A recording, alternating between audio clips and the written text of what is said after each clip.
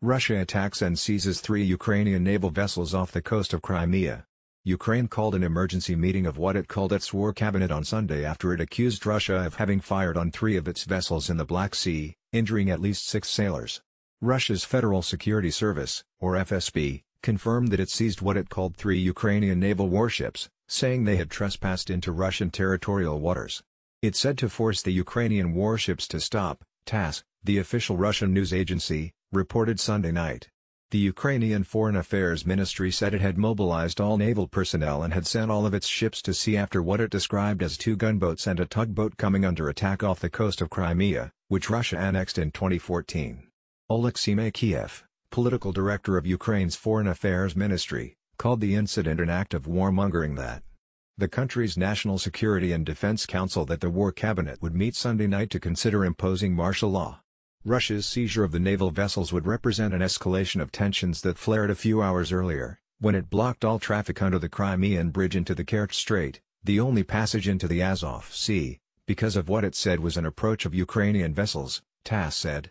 The FSB said Ukraine failed to notify Russia that its ships were planning to use the strait, a contention that Ukraine denied.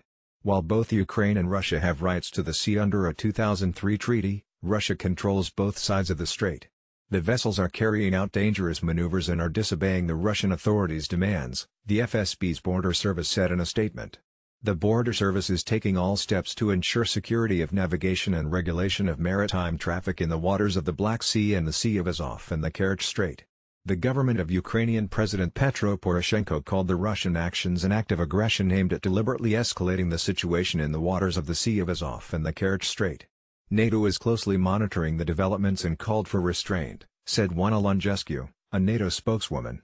NATO fully supports Ukraine's sovereignty and its territorial integrity, including its navigational rights in its territorial waters, she said in a statement.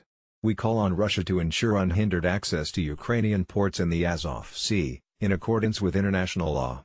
Similarly, the European Union said that it expected Russia to restore freedom of passage at the Kerch Strait and that it urged all to act with utmost restraint to de-escalate the situation immediately. The EU does not and will not recognize the illegal annexation of the Crimean Peninsula by Russia in 2014, the Union said in a statement. After the White House rejected Russian President Vladimir Putin's proposal to organize an independence referendum in separatist-leaning eastern Ukraine.